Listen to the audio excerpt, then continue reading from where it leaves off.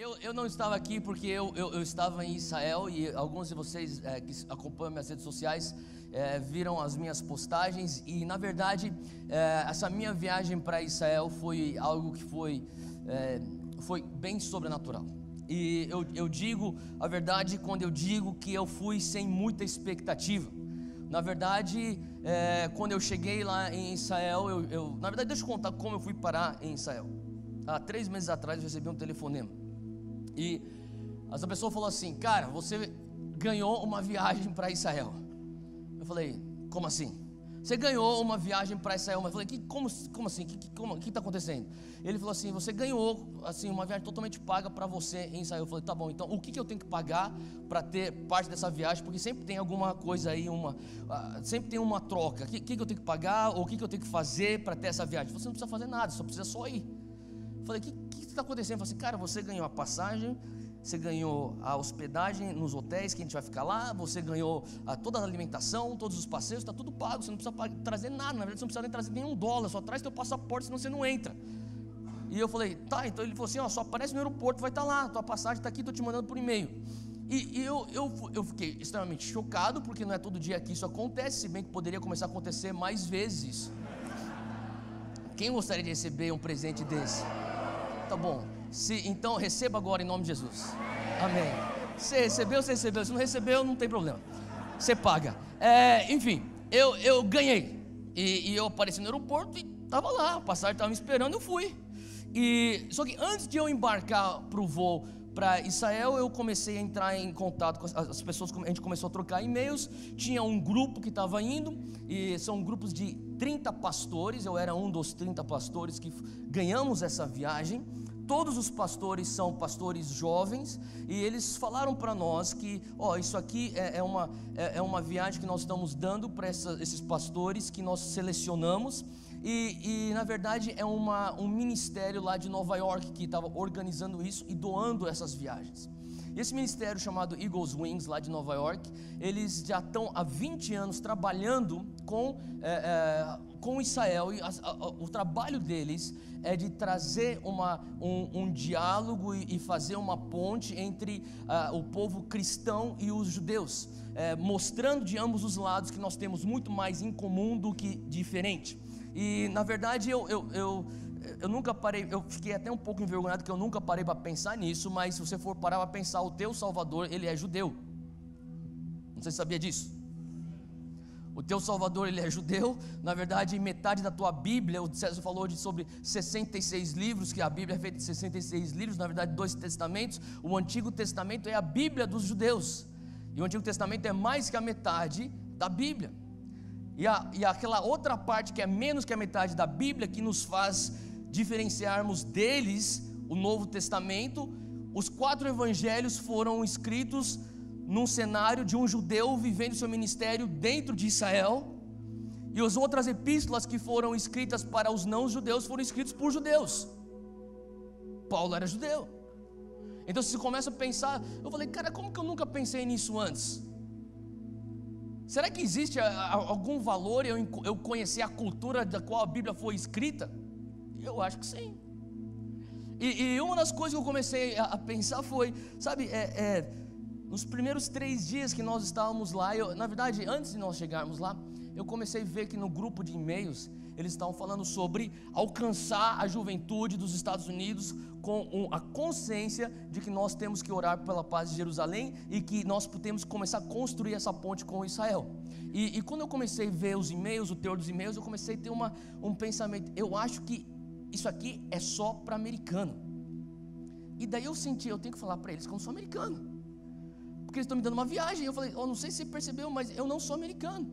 Eles: sério? Essa viagem é para americano. E ele falou assim: a gente fez as pesquisas e você tem influência nos jovens americanos. A gente pensava que você era pastor americano. Eu falei: não sou, eu sou um pastor brasileiro. Às vezes eu prego nos Estados Unidos, mas minha igreja é no Brasil. Eles falaram: bom, a gente já te deu o presente, então entra nesse barco mesmo aí, vamos embora. Então eu fui junto. Então eram 29 pastores americanos e um brasileiro. Então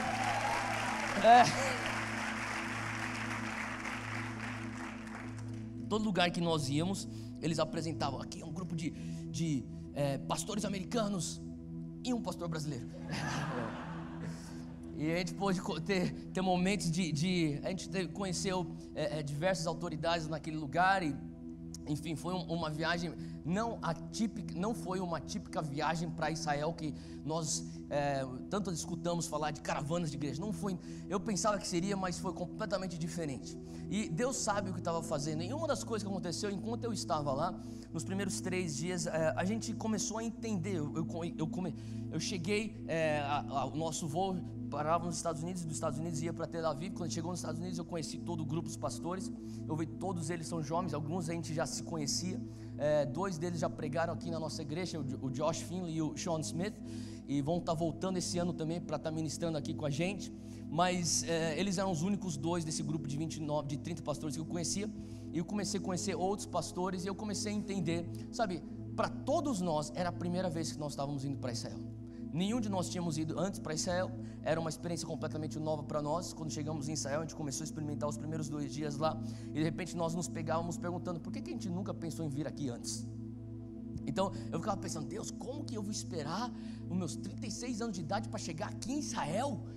Eu estava fazendo a minha última contagem lá, eu fiz a contagem de quantos países eu fui. Eu fui em 36 países e no meu 36º ano, isso aqui era a minha 36ª nação visitando. E eu falei, Deus, por que eu nunca fui para Israel? Eu vim para Israel antes. Eu acho que era mais importante eu ir para Israel do que eu ir para Butão. Quem concorda comigo? Mas eu fui para Butão. Então quer dizer, são coisas que eu ficava pensando, Deus, por que eu nunca vim aqui antes? Os líderes da viagem perguntavam a mesma coisa, por que vocês nunca vieram aqui antes? E no final de tudo, a gente estava numa conversa, na verdade no início de tudo, nós estávamos numa conversa, e eles sentaram a gente, eles falaram assim, nós pagamos para vocês virem para cá, porque nós queremos descobrir algo e quem sabe vocês podem nos ajudar. Por que é que a geração dos mileniais não se interessam por Israel? Os mileniais evangélicos não têm interesse por Israel. Por quê? Então você pode estar perguntando o que são mileniais. Se você é nascido entre 1980 a 1995, a nomenclatura, o rótulo que os sociólogos dão para essa geração são os mileniais. São aqueles que na sua juventude ou na sua adolescência viram a virada do milênio e também estão inseridos na era da informação ou da internet. Então nós, por conta disso, temos um comportamento diferente de muitos da geração antiga. Então eles falam, como que a gente comunica essa mensagem de Israel com os mileniais? Então eles estavam perguntando isso para nós, e de repente num determinado momento as pessoas começaram, esses pastores jovens, todo mundo foi falando, a gente foi falando um pouco, e todo mundo falava assim, uma coisa muito, era um padrão: os meus pais apoiam Israel, os meus pais já vieram aqui para Israel, os meus pais falam que nós devemos orar pela paz de Jerusalém. Eu particularmente nunca vi uma coisa assim, algo como se fosse muito importante. Eu não sou nada contra, mas eu nunca pensei que eu tinha que enfatizar isso. E daí o outro falava assim, o meu pastor sempre me ensinou, ore por Israel. Mas depois eu fui enviado pela igreja, eu comecei uma outra igreja, eu plantei uma outra igreja, são mais jovens, a gente nunca cogitou essa questão. E depois de muitas conversas, nós chegamos, eu creio, num denominador comum, que todo mundo falou assim, eu acho que é por isso que nós não falamos sobre Israel. Eu comecei a escutar coisas das outras pessoas que eram, na verdade, coisas que eu pensava e que eu nunca falei para ninguém. E naquele momento que eu comecei a escutar essas coisas, a razão pela qual eu nunca tinha enfatizado tanto Israel antes, e porque eu nunca fiz como uma prioridade eu visitar Israel, eu comecei a escutar os mesmos pensamentos nas respostas dos meus colegas jovens pastores, e o Senhor começou a ministrar a minha vida. Ele começou a falar assim, o que você está pensando que você está passando, esses aqui também estão passando. É algo da tua geração. E o que nós estávamos pensando eu não quero ficar falando sobre Israel, porque tudo que eu já vi a igreja evangélica falar de Israel é esquisito. Sabe o que eu estou falando?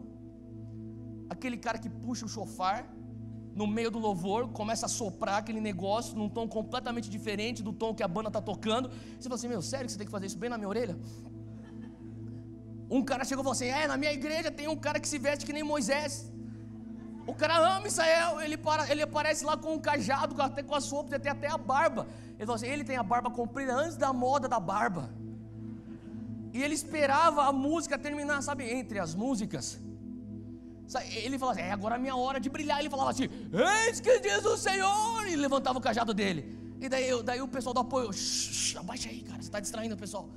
Daí outro cara falou assim, cara, eu estou cansado de ver aquelas senhorinhas da minha igreja com o tamborim, com aquele pandeiro com o formato da estrela de Davi. Eu não aguento mais essas coisas esquisitas de Israel. Daí outro cara falou assim, o pastor lá quer botar a bandeira de Israel para tudo quanto é canto. Eu não quero essas coisas doidas. E eu sei que estou falando algumas coisas, estou ofendendo algumas pessoas, mas eu confesso, eu não quero essa coisa esquisita. E eu falei para aqueles pastores, isso não comunica com a nossa geração. Isso é esquisito. Quem concorda comigo que tem muito evangélico esquisito? É por isso que quando eu ia para a faculdade, meus amigos falavam assim, cara, por que você é evangélico? Olha esse povo louco. Faz sentido? Sabe, às vezes você tem que começar a falar para aquele teu amigo evangélico esquisito, cara, seja normal. Você está queimando o nosso filme. Você está jogando contra o time. Para com isso, meu. Você não é mais espiritual. Alguns pensam que quanto mais esquisito, mais espiritual eu sou. Não, mais esquisito você é. Então quando a gente começou a conversar, eles falaram, sabe, umas coisas que aqueles líderes começaram a falar assim, e se nós conseguíssemos comunicar uma maneira de nós apoiarmos Israel, nós orarmos pela paz de Jerusalém, e nós continuarmos sendo normais. Todo mundo, vamos ser normais. Em outras palavras, tem um cara que fala assim, cara, eu não aguento mais. A gente fala sobre Israel, daí começa a tocar aquelas músicas. Tipo, cara, eu não aguento isso. Eu não gosto dessas músicas. E sabe, uma coisa que o Senhor começou a falar comigo sabe, nos primeiros dias lá, Ele falou assim, põe todo o preconceito de lado. Eu falei aqui no outro culto, no culto, sei lá qual era dos cultos que a gente já teve hoje, eu me perco nos cultos, eu falei assim, às vezes chega uma hora que eu não sei você, mas eu me canso. Alguém fala sobre arte evangélica. A arte evangélica se resume a 4 coisas: a estrela de Davi, o leão rugindo, uma chama e o menorá.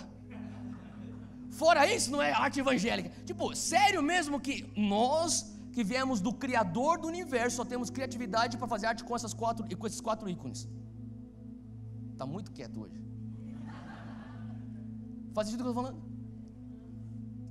Cara, a gente tem que parar de ser esquisito. Fala com o do lado, para de ser esquisito.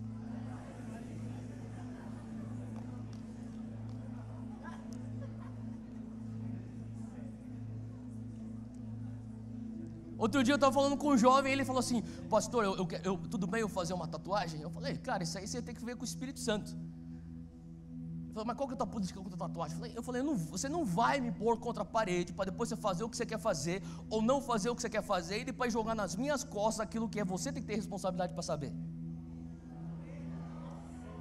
E daí ele falou assim, eu vou fazer, eu acho que tudo bem, porque e daí ele ficou assim, eu vou fazer a estrela de Davi. Tipo, cara, você não é nem judeu, cara.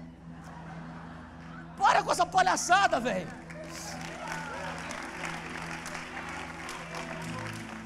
Sabe o que eu estou falando?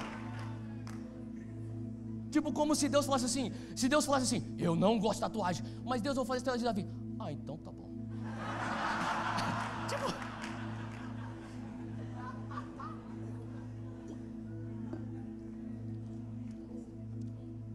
sabe, eu creio que, sabe, naqueles dias o Senhor começou a ministrar, não só no meu coração, mas de todos aqueles outros pastores jovens. Eu tinha pastores lá que estavam liderando assim, igrejas assim, enormes, milhares. Era eu tive até um senso de, cara, Deus, eu tenho que aprender com esses caras. Uns caras com 6 anos mais novos do que eu, me liderando ministérios gigantescos. E eu falava assim, cara, e eles falam assim, Theo, nós somos chamados para mudar um tema na nossa geração. Existe algo sobre alianças que Deus faz que Ele não muda. Tem certas alianças que Deus faz que Ele fala assim, eu vou abençoar aqueles que te abençoam. Ele não vai mudar. Faz sentido o que eu estou falando? Não tem a ver com a tua opinião, com o que a Globo fala, com o que a CNN fala. Não tem a ver com o que aqueles partidos de esquerda ou de direita dizem. Tem a ver com o que a palavra de Deus diz. Faz sentido? E eu comecei a falar, Deus, eu vou pôr todos os meus preconceitos. O Senhor falou comigo, se você puser os preconceitos de lado, eu vou te encontrar nesse lugar.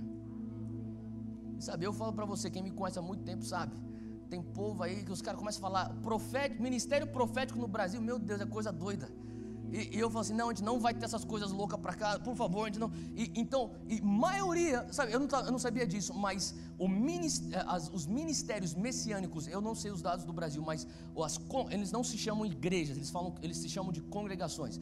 E as congregações messiânicas nos Estados Unidos, de todas as congregações messiânicas dos Estados Unidos, são judeus que professam Jesus Cristo como Messias. As pessoas que se consideram messiânicos, de todos os membros das congregações messiânicas nos Estados Unidos, sabe qual que é a porcentagem que é judeu? 10%. Em outras palavras, tem 90% das pessoas querendo ser uma coisa que eles não são. Se Deus não te fez judeu, glória a Deus. Se Deus te fez judeu, glória a Deus. Sirva a Ele como judeu ou sirva a Ele como gentil. É isso que Paulo estava falando, se é que você não percebeu nas epístolas. Seja qual for a tua nacionalidade, a tua etnia, sirva a Ele, o sangue de Jesus é suficiente para você.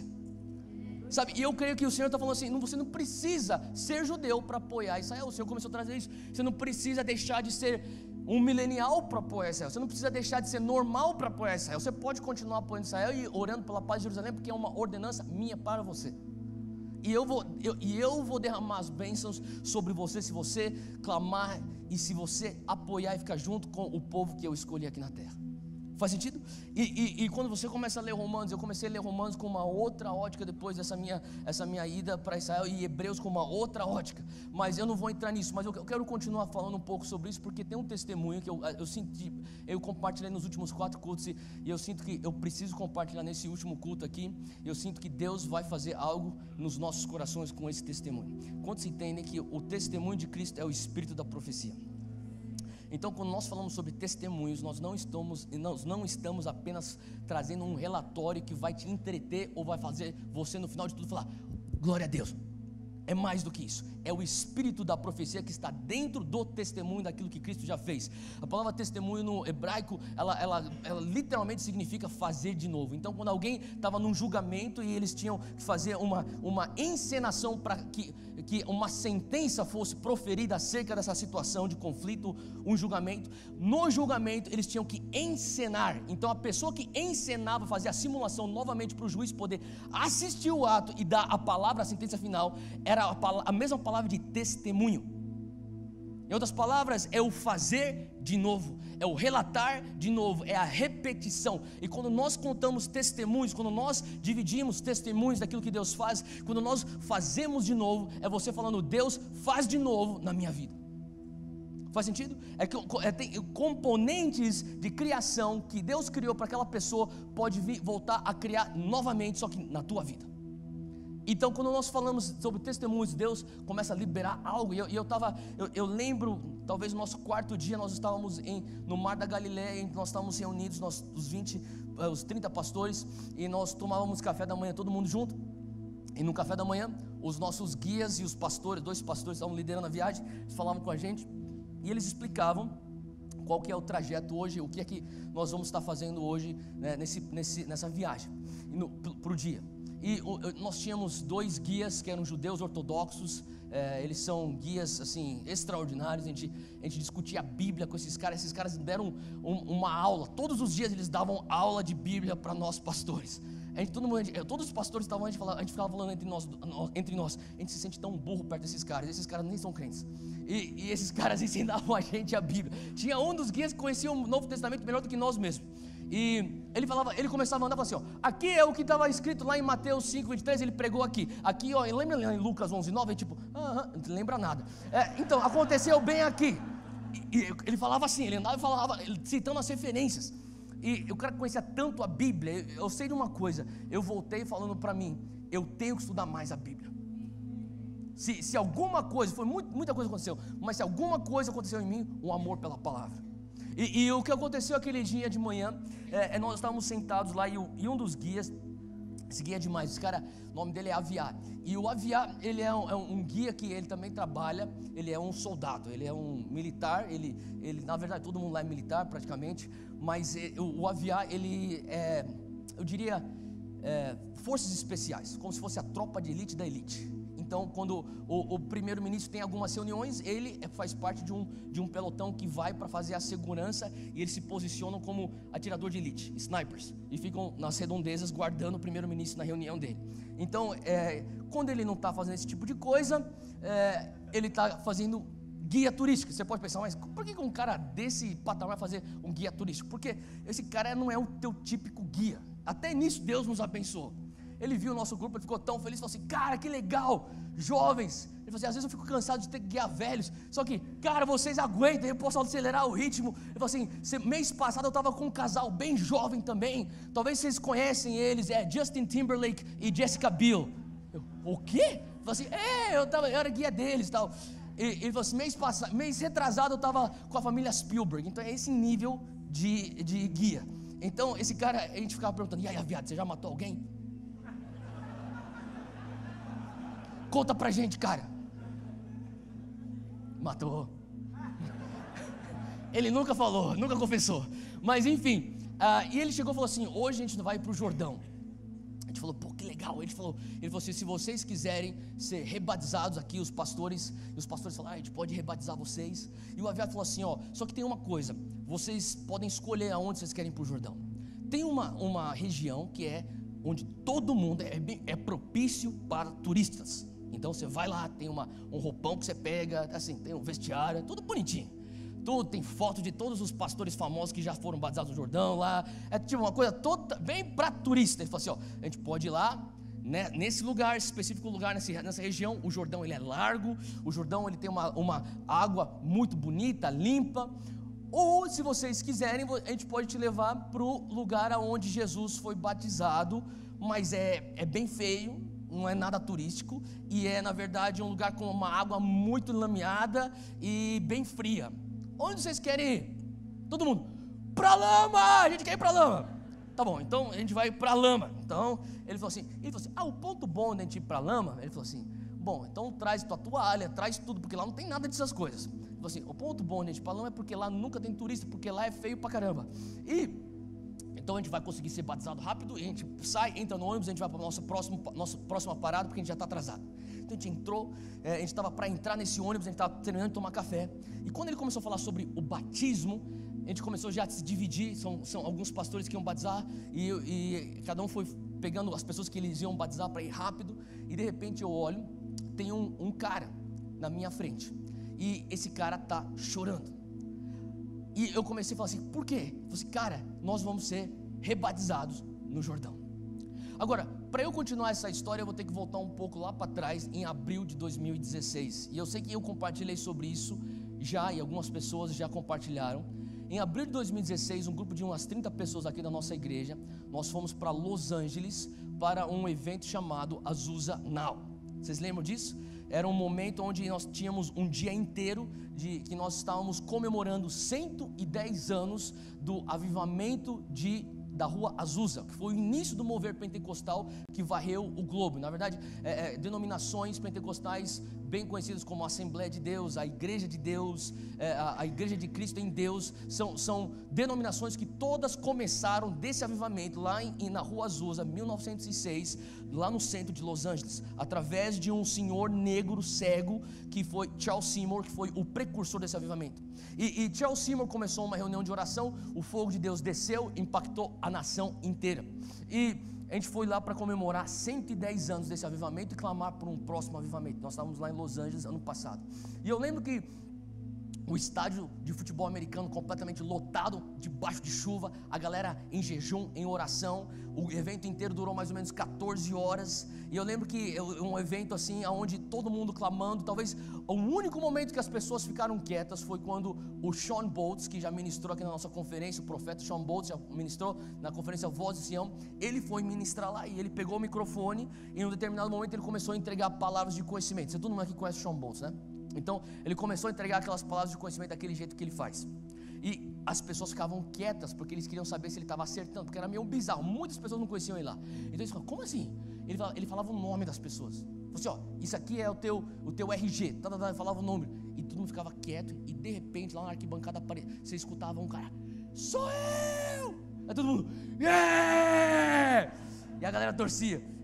E eu lembro que em um determinado momento Shawn Bolz chegou e falou assim, John, casado com a Ana, e vocês são do Alabama.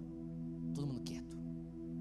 E a uns 50 metros de mim, um pouco mais para frente, para minha direita, para a esquerda do Sean, assim, para o lado esquerdo dele, eu escuto um cara, eu vejo um cara pulando, falo assim, sou eu sou o John. Daí o Sean, pô, que legal, acertei, achamos você. Deixa eu falar, Deus tem algo para você. E ele falou assim, eu vejo 1, 2, 2. Ele falou, eu vejo, e o americano ao contrário do resto do mundo põe na data, ele põe um mês antes do dia. A gente põe dia, mês e ano. O americano põe mês, dia e ano. Ele falou assim, eu vejo 1/22. Será que é dia 22 de janeiro? É teu aniversário?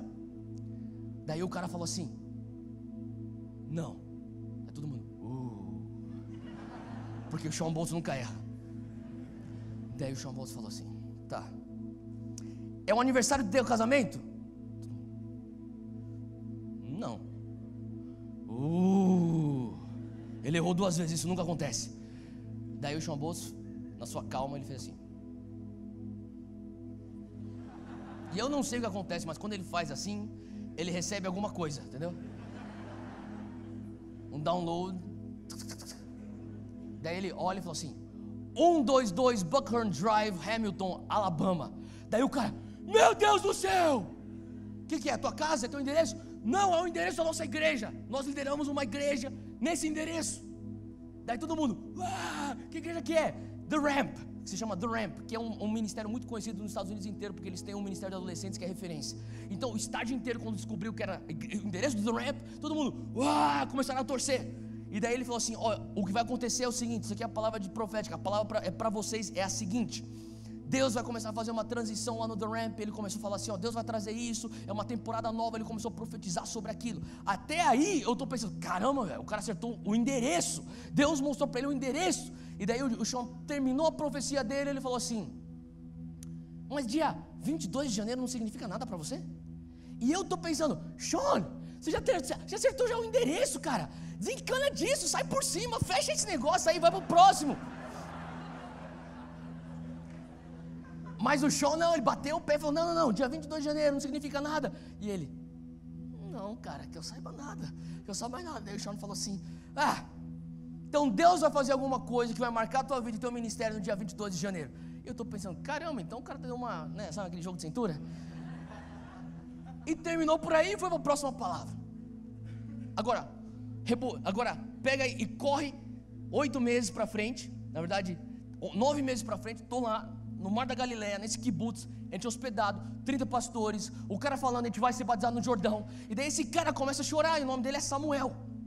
Eu falei, Samuel, por que você está chorando, cara? Eu falei, cara, é dia 22 de janeiro, a gente vai ser batizado no Jordão, bem no lugar onde Jesus foi batizado por João Batista, onde os céus se abriram, a pomba desceu, e o pai falou, esse é meu filho amado, que eu tenho prazer.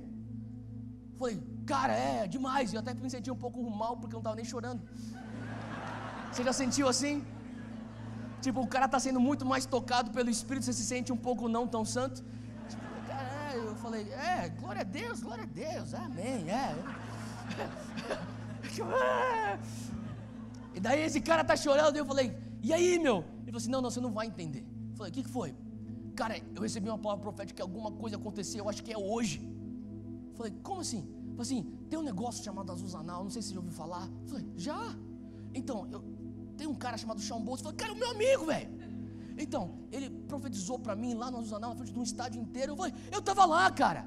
Então, ele profetizou para mim assim, John e Ana. Eu falei, mas você não é o Samuel? Ele falou assim, não, meu nome é John Samuel. Os meus amigos me chamam de Samuel, mas o meu nome mesmo no RG é John. Eu falei, caramba, então era você. Você estava lá, eu falei, estava 50 metros atrás de você quando você recebeu essa palavra. Eu lembro exatamente dessa palavra, eu falei para ele. E ele falou assim, cara, está acontecendo. Eu falei, meu Deus, está acontecendo.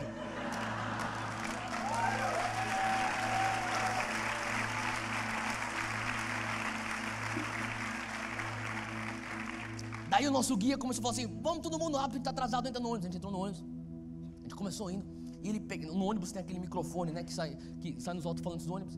Ele começa a falar assim, pessoal, coisa boa aqui, não vai ter muito turistas, então vamos fazer o seguinte, assim que a gente parar, todo mundo sai correndo, eu quero todo mundo rápido, a gente não vai fazer muita onda, a gente está atrasado, a gente precisa ir para a próxima programação, então vamos rápido, tudo bem.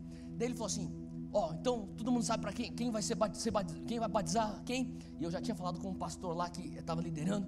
Falei para ele: Pastor Russ, tem um homem de Deus que um dia eu quero trazer aqui para ministrar para a gente. Falei: Pastor Russ, eu quero que o Senhor venha me ministrar, eu quero que o Senhor me batize. Ele falou assim: cara, com o maior prazer. Falei: então você é o primeiro da fila. E a gente está chegando, de repente a gente olha lá na frente, para onde tem um estacionamento pequeno, tinham 20 ônibus na nossa frente. Eu falei: caramba, se isso aqui não é o ponto turístico, aonde que é? Tem o quê? 200 ônibus em outro lugar? E daí o guia, que sabia de tudo, assim, ele sabia de tudo, ele olhou e falou assim: o que está acontecendo aqui que eu não estou entendendo?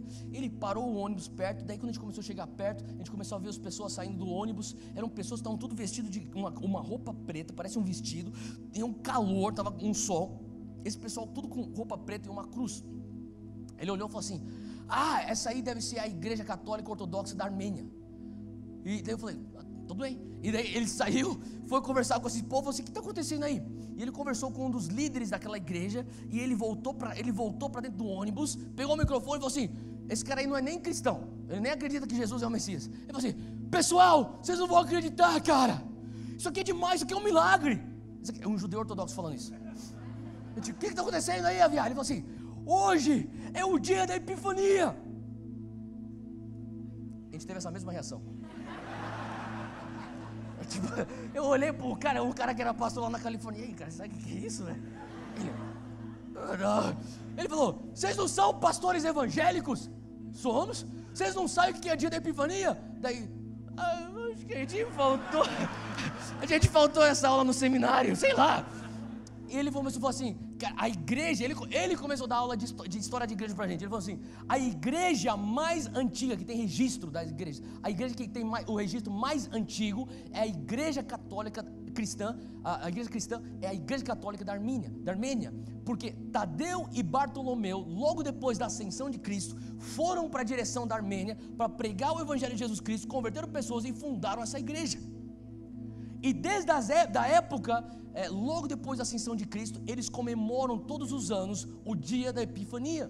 Agora você tem que entender uma coisa: o judeu vai pelo calendário lunar, e nós vamos pelo outro calendário romano, e às vezes as datas se coincidem, que nem esse ano o Hanukkah com Natal, mas raramente isso acontece.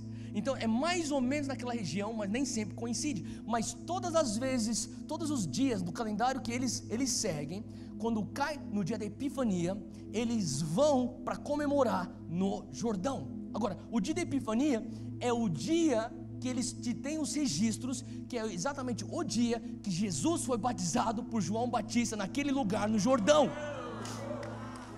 Em outras palavras, a gente começou a surtar, tipo: cara, a gente vai ser batizado aonde Jesus foi batizado, no dia que Jesus foi batizado. Quem já teve isso antes? Eu tive.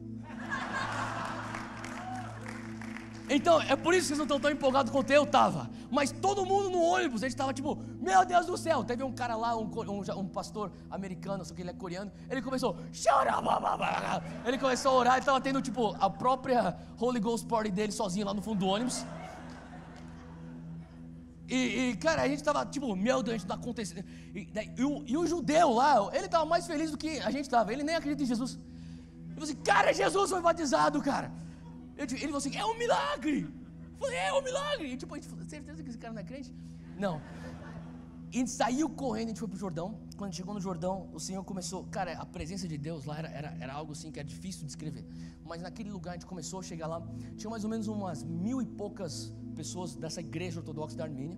E tínhamos nós 30 pastores cristãos jovens. E daí também tinha os coreanos, porque os coreanos estão em todo lugar. Você reparou isso? Todo lugar que tem coisa de crente tem coreano.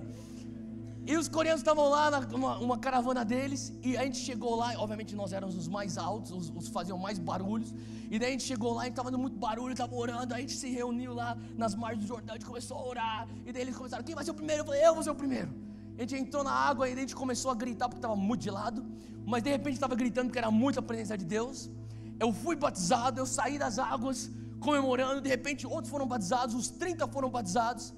E a gente estava tão cheio, em êxtase, cheio do Espírito Santo, que os ortodoxos pararam de batizar e ficavam olhando a gente. Os coreanos pararam de batizar e ficavam olhando pra gente. E de repente um ortodoxo chegou pro pastor que me batizou, o pastor Russ, e falou assim: você me batiza? Daí o pastor Rossi ficou tipo, pode ou não pode? Será que isso é permitido fazer isso? A gente tava, será que é pecado fazer isso? E daí o judeu falou, pode batizar. Tá bom, então, bum, batizou o cara. Chegou mais um ortodoxo, me batiza. De repente os coreanos falaram. Eu vou falar uma coisa, quando o coreano pede para ser batizado é porque o negócio tá bom mesmo. Porque os coreanos já viram tudo no mover de Deus. Tá ligado? Os maiores igrejas estão lá, eles passaram por avivamento. Eles falaram, cara, tem alguma coisa aí, a gente também quer. Daí a gente começou a batizar os coreanos, batizar os ortodoxos. Na verdade, eu não batizei ninguém. Eu fui batizado, eu estava tendo meu momento com Deus. Eu fui para uma muretinha que tinha do canto lá. Eu fiquei sentado, fiquei assistindo tudo, mas eu estava tentando me recuperar. E eu comecei a ver os meus amigos, colegas, tudo batizando as pessoas. Pum, pum, e aprendendo o Espírito Santo. Pessoas sendo batizadas no Espírito Santo, galera orando em línguas, tendo um encontro com o Espírito Santo. E naquele momento, o nosso guia falou, vambora, a gente está atrasado, vambora. Tipo, cortando a vibe, né? Tipo, vambora. A gente saiu correndo, entrou no ônibus. Alguns ainda estavam molhados. A gente chegou no ônibus. E de repente esse Samuel, ele pega o microfone e fala assim, galera, eu tenho que contar um testemunho. Eu já sabia disso, mas o restante do povo, do grupo não sabia. Ele começou a contar, eu tive um encontro com Deus em abril, dia 16 de abril de 2016, no Azulzanal. Um profeta se levantou, ele trouxe uma palavra para mim. A palavra dele era que no dia 22 de janeiro alguma coisa iria acontecer na minha vida. Quando ele começou a contar isso, a galera começou a surtar, meu Deus, hoje é dia 22 de janeiro. Ele falou assim, hoje a gente foi batizado no Jordão, no lugar onde Jesus foi batizado por João Batista, no dia da Epifania, que eles acreditam que é o dia onde Jesus também, é o aniversário do batismo de Jesus. E a gente estava lá, tipo, Deus, isso aqui é muito surreal. E ele começou a falar assim, desde que eu recebi a palavra profética, eu voltei para Alabama, eu e minha esposa. A gente reuniu a nossa equipe de liderança, a gente contou para eles o que tinha acontecido. E nós falamos assim, cara, Deus vai fazer alguma coisa nas nossas vidas, na minha vida, ele falou assim. E se acontecer na minha vida, é porque vai acontecer na tua vida. Porque o que Deus vai trazer como romper meu individual, vai ser um romper coletivo aqui no The Ramp, ele falou. Então eu quero que vocês orem. Ele falou assim, eu mobilizei toda a minha liderança para orar. Todos eles estão orando desde o dia 16 ou dia 17 de abril. Eles já estão em oração, intercessão, seja o que for, a gente não sabe. A palavra que veio do profeta era que no dia 22 de janeiro Deus iria me alcançar e ia fazer algo, um divisor de águas na minha vida. E ele falou assim, a gente não sabia se era dia 22 de janeiro de 2017, de 2018, de 2019, de 2020, 2030, 2040, a gente não sabia, mas a gente estava disposto a falar, Deus, a gente vai se apegar na tua promessa, na tua palavra, e nós vamos falar sim para isso que o Senhor já está mostrando. O Senhor falou 22 de janeiro, a gente recebe isso. Ele falou assim, cara, e eu entrei num momento de oração e jejum, ele falou assim, me consagrando para isso, falou assim, Deus, o que é isso? Eu quero saber o que é esse 22 de janeiro. Ele falou assim, cara, eu comecei a entender, o Sean falava 1:22, 1:22, 1:22, e eu comecei a ver 1:2:2, eu falei, Deus, será que é uma referência bíblica também? Eu falei, Deus, fala comigo na palavra, o que vai acontecer? E eu comecei a olhar na Bíblia, eu começava a ir para as referências, Gênesis 12:1, será que é isso? Ele está fazendo uma aliança com Abraão, mas talvez não é isso, é 1:2:2, ele começava Gênesis 12:2, ele falou assim, eu fui para todos os livros, eu comecei a procurar na Bíblia, um capítulo 1, versículo 22, não era isso, e de repente eu cheguei para Salmos 1:2:2, Salmos 122, ele falou assim, e quando eu cheguei em Salmos 122, alguma coisa falava para mim, é isso. Então, assim, e há 9 meses eu oro e leio esse salmo todos os dias, e eu falo assim, Deus, é isso Deus, é isso, eu tomo posse disso, eu nem sei o que é isso que eu estou orando, mas eu estou orando para isso. E ele falou assim, por isso que há 3 meses atrás, ele compartilhando, quando eu recebi um telefonema que falava para mim, você ganhou uma viagem para Israel, a minha fé foi para o espaço, Deus não tinha feito nada ainda, mas eu sabia, alguma coisa vai acontecer.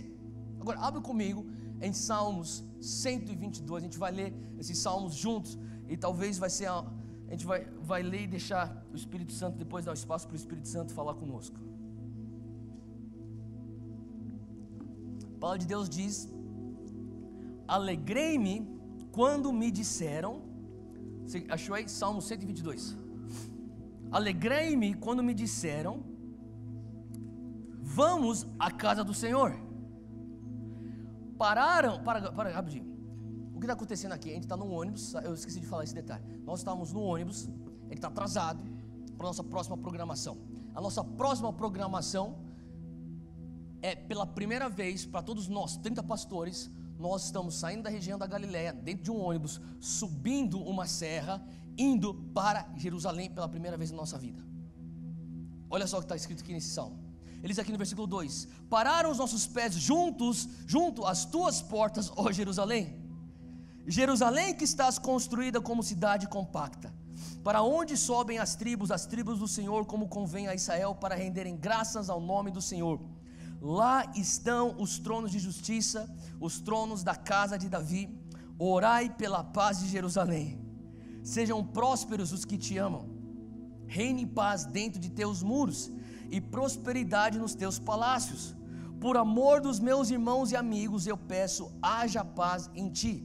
Por amor da casa do Senhor nosso Deus, buscarei o teu bem. Agora, eu não sei se você está percebendo isso, mas nem se você fosse um mentiroso mais criativo, você conseguiria inventar uma mentira dessa. Como que o cara consegue inventar uma coisa que foi profetizado para um estádio lotado com 70 mil pessoas como testemunhas daquilo que foi a palavra profética para ele, 22 de janeiro, e no dia 22 de janeiro, a gente nem sabia que era o dia da Epifania. Nós estávamos lá no Jordão, no lugar onde Jesus foi batizado, no aniversário do batismo de Jesus. Saímos correndo, entramos no ônibus e começamos a viver o cumprimento da oração que ele tem feito desde abril até o dia 22 de janeiro, todos os dias orando o Salmo 122, que diz sobre a subida e a ascensão para dentro de Jerusalém. É coincidência? Não. Tem ainda alguém que acha que é coincidência? Não. É Deus. E naquele momento, quando ele começou a orar aquele Salmo 122, a presença de Deus invadiu aquele ônibus. A gente entrou para dentro dos portões de Jerusalém, ou para dentro da cidade. A gente não entra pelos portões, só que na região de Jerusalém nós entramos lá. E nossa primeira parada foi o Monte das Oliveiras, olhando por cima toda a cidade santa, declarando 122, Salmo 122, e vivendo. E esse cara chorando, falando assim: cara, não acredito que está acontecendo isso aqui. Eu não acreditava que seria tão assim. E olhando ele, eu comecei a pensar no Monte das Oliveiras, e olhando ele, daí o nosso líder, ele pegou e falou assim: Samuel, eu quero que você pegue Salmo 122. A gente estava todo mundo com as mãos estendidas na direção de Jerusalém, a gente olhando para dentro da cidade. Ele falou assim: eu quero que você pegue o Salmo 122, eu quero que você ore pela paz de Jerusalém agora. Um lugar que tem tanto conflito, Deus quer que haja paz naquele lugar. Ore por isso agora. E quando ele começou a orar, eu comecei a falar: Deus, não é possível, cara. Assim, pra gente, para nós 29 pastores, isso aqui está sendo incrível. Isso aqui é poderoso demais. Quem concorda comigo? Isso é poderoso. Agora, para esse homem, isso aí é super poderoso. Ele falou assim: Deus, esse cara aí, nossa, o Senhor deve amar muito esse cara. Você já viu alguém muito abençoado, você fala assim: cara, Deus deve amar muito esse cara. Você já teve uma pessoa assim que você viu? E eu estava falando assim: cara, Deus, você deve amar muito o Samuel, cara. Nossa, teu amor por ele é muito grande. Olha o que esse cara está vivendo. E ele lá orando, Salmo 122, chorando. Tipo, ele estava assim: não estou acreditando. Ele para, cara, está acontecendo, cara, não está acreditando. Ele continuava orando o Salmo 122. E daí o Senhor falou comigo: não, está sendo poderoso para 28 pastores, e está sendo super poderoso para 2 pastores. Eu falei: Deus, mas como assim 2 pastores? Ele que está vivendo isso. E o Senhor falou assim: você é o único desse grupo inteiro, você é o único nessa terra, nem a esposa dele está nessa categoria de ser a pessoa junto com ele que viu o proferir da profecia e o cumprimento da profecia ao vivo. Mas não tinha nem como eu planejar isso.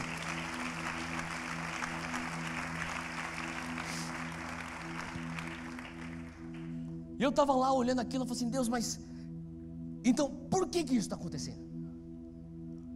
Assim, eu nunca conseguiria imaginar que eu estaria lá, 50 metros dele, em Los Angeles, longe de onde nós estamos, de onde eu moro, num evento com 70 mil pessoas. Esse cara recebe a palavra profética do Shawn Bolz: dia 22 de janeiro vai mudar a tua vida. E de repente, eu sem perceber, no dia 22 de janeiro, eu estou lá tomando café na frente desse cara, num kibutz. E de repente a gente vai para o Jordão, e é o mesmo cara, e eu estou vendo sendo cumprido, e eu estou junto com ele sendo batizado no mesmo momento, eu estou vendo Deus tocando ele. Depois a gente entra no ônibus, ele lê o capítulo que ele está lendo todos os dias, desde que ele recebeu a profecia, e nós vivemos juntos o cumprimento daquela profecia, subindo e entrando para Jerusalém. Eu falei: Deus, por que eu?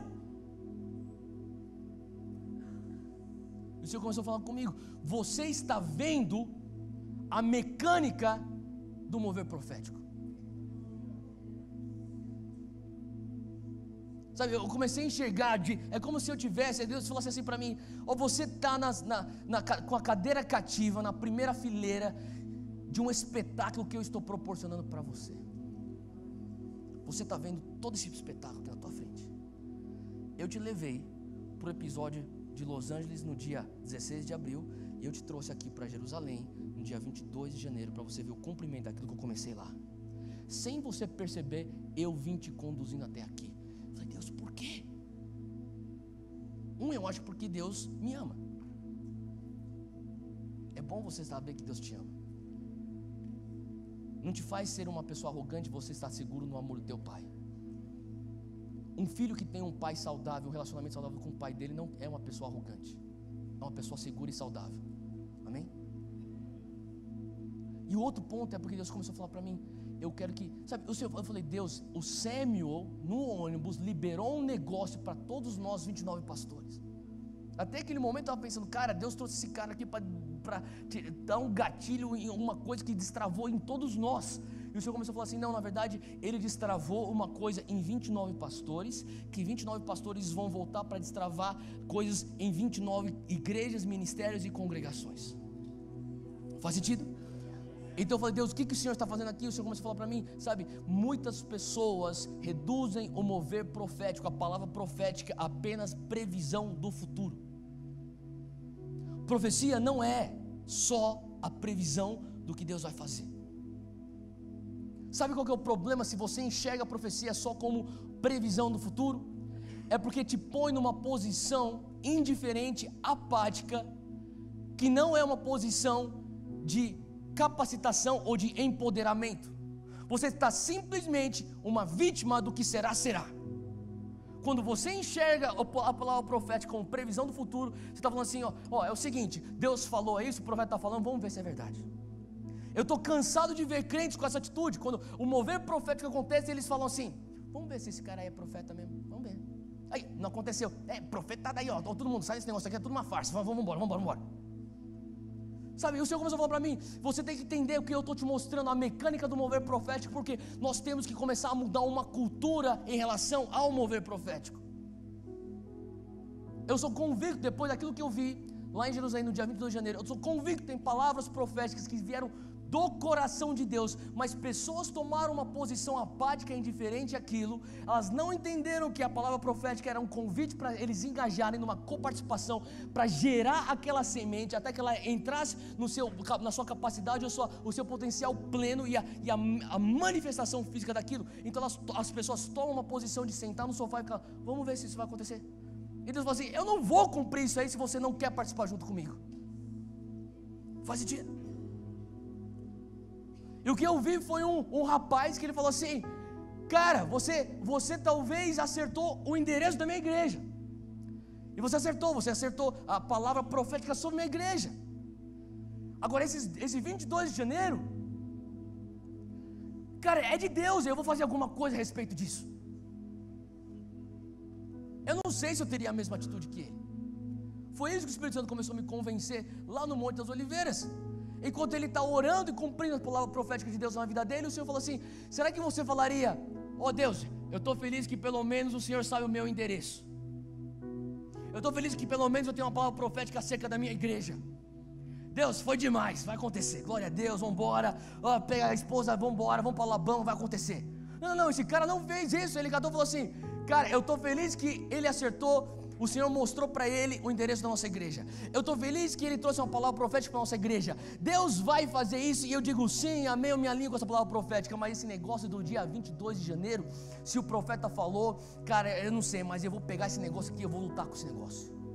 Eu não vou abrir mão desse negócio assim tão fácil não, cara. Eu não vou descartar e ficar contente com simplesmente uma outra palavra profética. Eu quero é tudo.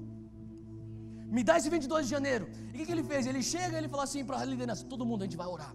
Eu vou entrar em jejum, eu e minha esposa, vocês também. A gente vai orar em cima desse negócio aqui. Deus vai fazer alguma coisa. Ele foi na Bíblia e falou: Deus, me dá uma base bíblica para isso. Ele começou lá, Gênesis 12, 2. Será que é isso? Não, não é isso. Será que é alguma coisa aqui em Romanos 12, 2? Também não é isso. O que é do Espírito Santo? De repente ele chega, ele entra em Salmo 122. É isso. E ele começa a orar e declarar aquilo todos os dias, desde o dia 16 de abril. Sabe o que quer dizer isso? Isso quer dizer Peniel, Jacó lutando com o anjo. Eu não vou te largar até você me dar essa bênção. E Deus fala, olha para um homem, um rapaz que fala assim: cara, ele não está largando, ele quer esse 22 de janeiro. Talvez eu tinha até isso planejado, talvez isso aqui vai mexer um pouco com a tua teologia. Não tem problema. Deus talvez estava olhando para esse cara, orando, jejuando, declarando o Salmo 122. Ei, Sam, eu tinha isso aqui para você em 2018, só que você está tão agressivo, cara, vamos fazer isso para 2017? Ei, Robert, liga para esse cara aqui, dá viagem para ele que ele vem nessa turma. Faz sentido? Você pode pensar até, mas Deus não é soberano. Só sei de uma coisa, eu tenho orado: Deus, tem coisas que o Senhor tem para mim quando eu tenho 45 anos de idade, me dá agora com 35. E quem sabe você pode começar a orar isso, vê que se dá certo para você. Está dando certo para mim. Faz sentido o que eu estou falando? E Deus olha para um coração que nem daquele pastor Samuel, esse jovem pastor, ele pegou, agarrou naquilo. E algumas pessoas se acostumam. Eu comecei a ver Deus, esse profeta que vem na nossa igreja quantas vezes, esse profeta que eu vou para Los Angeles, eu frequento a casa dele, esse profeta que a gente vai lá e joga videogame junto. Esse cara não tem esse relacionamento que eu tenho com o João Moço, mas o cara agarrou a palavra. Tantas vezes o João Moço já falou para mim: ô Theo, Deus vai fazer esse negócio na tua vida. Pô, da hora jogando videogame. E você esquece o que Deus está falando. Isso começou a falar, trouxe uma convicção no meu coração. Pega as tuas promessas e vai brigar com as promessas de Deus. Deus, o Senhor falou isso, eu vou jejuar em cima disso. O Senhor falou isso, eu vou entrar na palavra, vou descobrir o que quer dizer isso. E quando eu encontrar o princípio da Bíblia, eu vou começar a declarar, eu vou orar em cima desse negócio, eu não vou largar o pé até o Senhor me abençoar, eu não te largo até você me abençoar. O dia está raiando, eu não quero saber, eu preciso da tua bênção. E o Senhor começou a falar comigo, sabe, uma cultura, uma geração que olha para o profético como previsão de futuro, banaliza o meu mover, assim como eles banalizam, ou como eles encaram um tarô ou uma mãe de Ná. A gente faz a mesma coisa. A gente critica, você faz na tua grande renúncia, eu renuncio, você faz a mesma coisa. Antes de conhecer Jesus, eu ia lá e perguntar para o vidente: você está fazendo a mesma coisa, só que você substitui um vidente por um profeta. Eu sei que não é a mesma coisa, mas tem uma certa similaridade. Deus está falando assim: cara, não é isso que eu quero que você faça, não banalize o profético. O Senhor começou a falar comigo sobre Ezequiel 37, sabe? O profeta Ezequiel, ele está diante desse vale dos ossos secos, e Deus fala assim com ele: Ezequiel, esses ossos podem viver? E Ezequiel, como um bom judeu, responde. Sabe como o judeu responde? Com uma outra pergunta. Ele fala: Deus, o Senhor sabe, eles podem. O que ele estava falando? Deus, quem sou eu para te falar se pode ou não pode? Deus, quem sou eu? O Senhor é o Deus do universo. Quem sou eu para te sugerir, faz assim, não faz assado? Deus, seja feito de acordo com a tua vontade.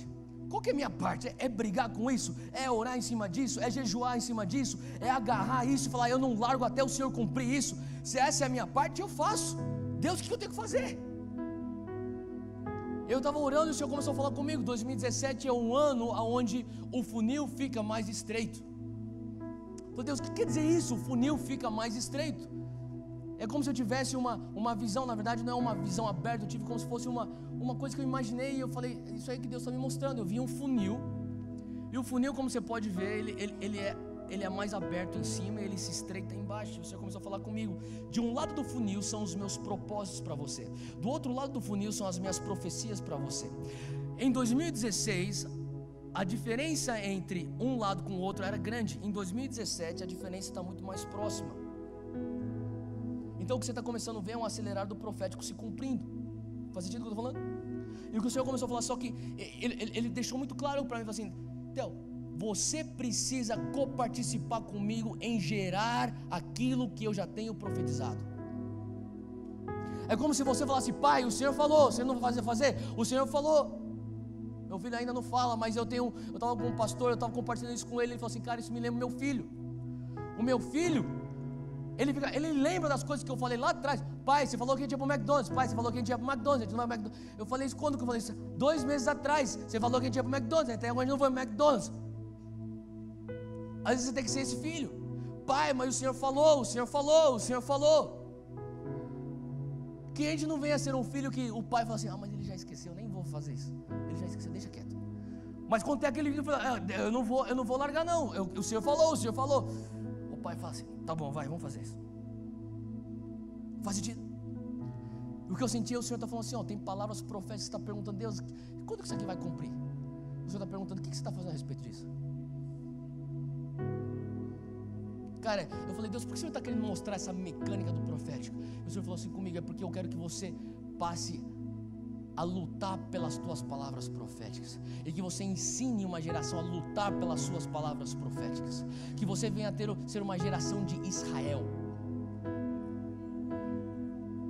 Jacó, ele luta, e Deus fala assim: agora você não é mais Jacó, você é Israel.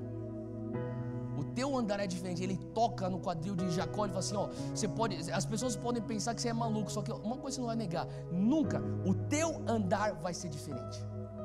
Você nunca vai esquecer dessa noite. Você lutou, você vai ter. Agora você é Israel. Deus muda até a identidade, de falar assim: Deus, o Senhor falou isso para mim. Eu não sei, o que eu tenho impressão é que a gente tem tanta palavra profética. Eu vejo palavra profética como semente. E sabe, alguém me falou um dia, a primeira vez na verdade, eu lembro, a primeira vez que alguém me falou isso, quando a Júnia estava grávida, eles falaram assim: ó, ela entendeu que ela vai ter filho. Você não vai entender até ele nascer. Por quê? Porque homem é assim. Não sei, um pai mais velho falando para mim. Eu lembro o dia que eu peguei o meu filho pela primeira vez nas minhas mãos, quando ele nasceu, o dia que ele nasceu, eu peguei e eu pensei: meu Deus, eu sou pai. Agora, para ela, não, ela já sabia: eu sou mãe. A barriga não nem cresceu, eu sou mãe. Mas não, isso aí não sou uma lombadinha, eu sou mãe. Faz sentido? O Senhor falou para mim: não seja que nem esses pais, seja que nem essa mãe. Tem uma palavra profética dentro de você, e você está falando assim: eu vou nutrir esse negócio. Mas não tem nada aí, a tua barriga está chata, está achatada. Não, mas tem um negócio aqui dentro. Eu vou nutrir esse negócio, eu vou cuidar desse negócio. Mas não tem nada aí, não tem nenhum menino andando pela casa. Mas eu tenho um filho, está aqui dentro. Ele não nasceu ainda, mas eu estou cuidando dele. Ele está sendo nutrido, ele está sendo cuidado. Eu estou mudando os meus hábitos de alimentação. Eu estou indo para o médico, fazendo check-up, estou fazendo ultrassonografia. Eu estou cuidando desse processo aqui, porque tem alguma coisa que é real para mim. Para você talvez não é, mas para mim é. O que está dentro da tua barriga espiritual? Você não descobre: eu estou grávida. Uma mulher não descobre, uma mulher normal, numa condição normal, não descobre: eu estou grávida, e fala assim: um dia esse negócio vai sair de mim. Um dia aparece aqui um moleque aqui rolando para lá e para cá: nasceu.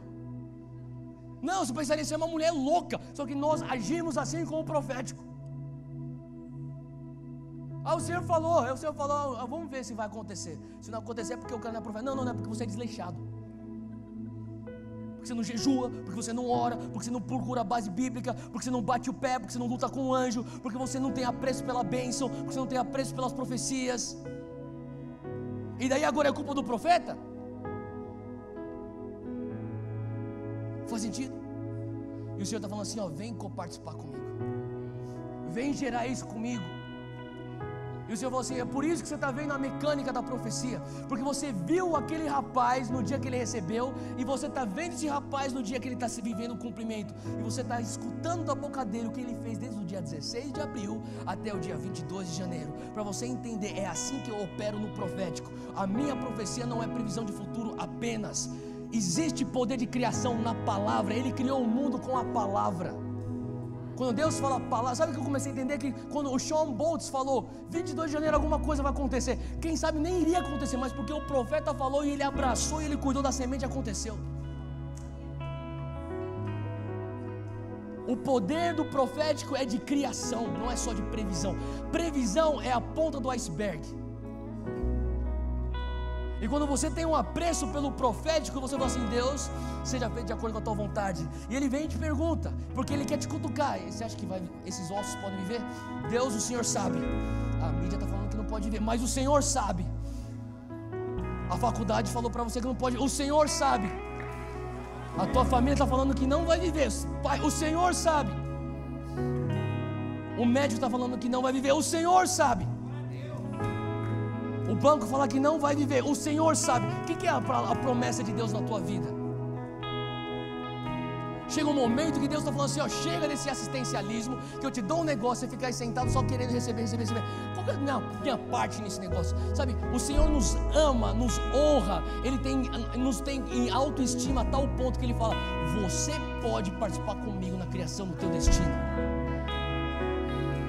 É dessa maneira que Ele te ama. Ele não te vê como simplesmente um pedaço de carne andando para lá e para cá, com dias que nem são como um vapor aqui na terra. Eu falei que eu vou fazer, então faz aí. Não. Você, vem comigo, eu quero fazer um negócio com você. Vamos fazer uma obra de arte junto. Vem comigo. Ele está falando, e daí Deus olha um cara que fala assim: eu vou bater o pé. 122, eu sei que tem alguma coisa, eu vou orar, eu vou jejuar em cima disso. Deus fala: cara, eu tinha esse negócio talvez até lá para frente, mas ei, Robert, Eagles Wings, liga para esse cara, dá viagem para ele. Esse cara aqui, eu tinha outras coisas para ele, mas eu vou apressar um pouco. Vai lá para você agora. Dá para você agora. Eu não sei o que você está esperando, mas quem sabe uma maneira para você começar a falar: Deus, eu quero isso, é você pensar: Deus, o Senhor vai honrar a minha vontade, você vai honrar o meu livre-arbítrio de falar: eu luto com esse anjo até eu receber essa bênção. Quem aqui tem alguma coisa para você lutar com isso? Se você tem alguma coisa para você lutar com isso, Deus quer liberar algo em você hoje, mas Ele espera uma posição de você. Ele respeita o teu livre-arbítrio. Ele te honra com o poder de escolha. Cheio. Fica de pé se você precisa disso.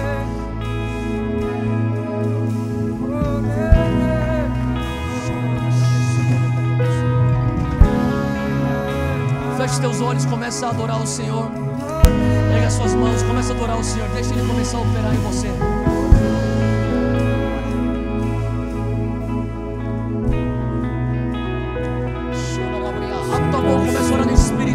Começa a orar no Espírito, começa a orar. Deixa o Espírito Santo agir.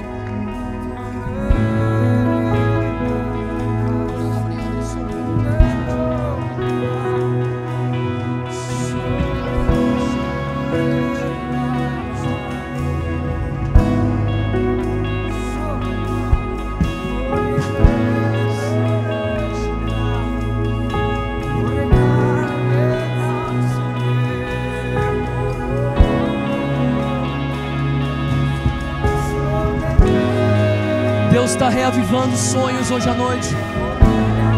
Ele está trazendo de volta à memória as profecias passadas. Ele está aumentando a tua fé. Ele honra a tua oração que diz: Senhor Jesus, ajuda a minha incredulidade. Eu quero crer. Eu quero crer, Senhor. Eu digo sim ao convite de lutar por isso. Eu digo sim ao convite de compartilhar contigo hoje à noite. Continua indo mais fundo, continua, não para. Vem, Senhor, intensifica o teu toque hoje, intensifica.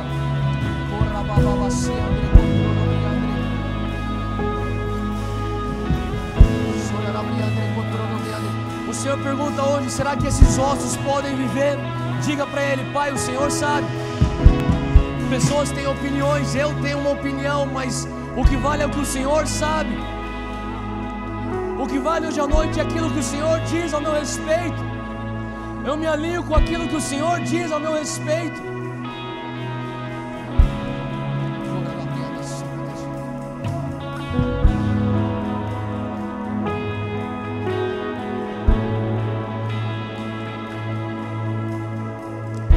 Trazendo de volta a memória. Eu estou vendo o Senhor trazendo para a superfície as profecias, as palavras, as promessas. Alguns de vocês vão ter que voltar para casa e procurar aquele caderno de anos atrás que você anotou os teus momentos com Deus, aquilo que Ele falou com você anos atrás. tem que começar a ruminar aquilo, meditar em cima daquilo, orar em cima daquilo. Alguns de vocês, o Senhor está te chamando para um jejum, uma temporada de jejum. Deus está te chamando, eu quero que você lute com o anjo pela bênção nessa madrugada.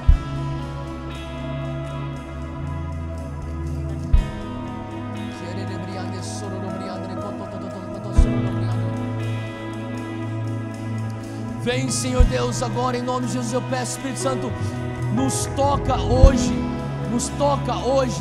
em nome de Jesus. Vem com o teu poder, vem com o teu sopro agora, vem com o teu sopro, começa a receber o sopro do Espírito Santo da tua vida. O Senhor está tocando pessoas hoje.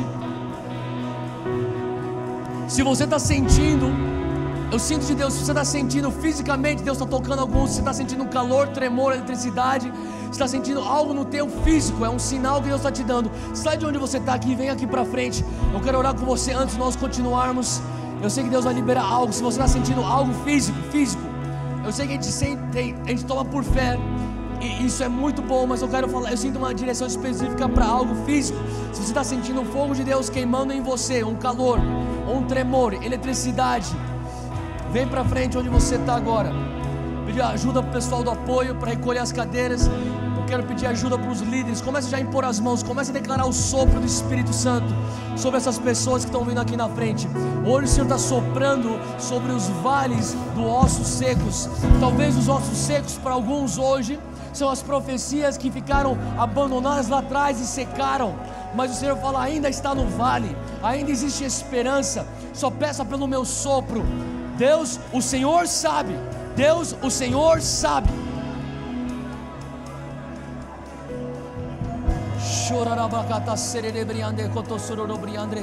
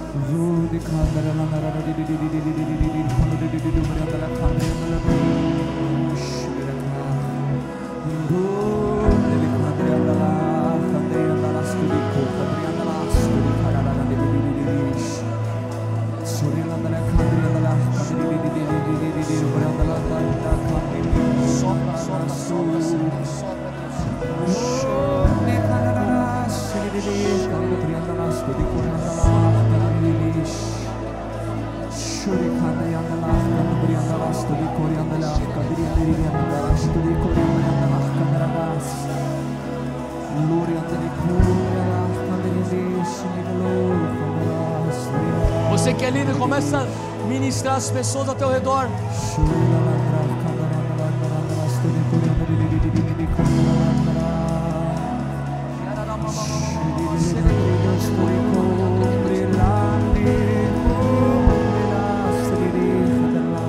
Se você precisa de alguma ministração e você está no teu assento, você fala, eu preciso de uma cura, você precisa de qualquer tipo de oração, vem para frente, vem receber. Acha um líder e pede oração. Se você já recebeu tudo aquilo que você tinha que receber, Pai, nós oramos, nós selamos tudo isso.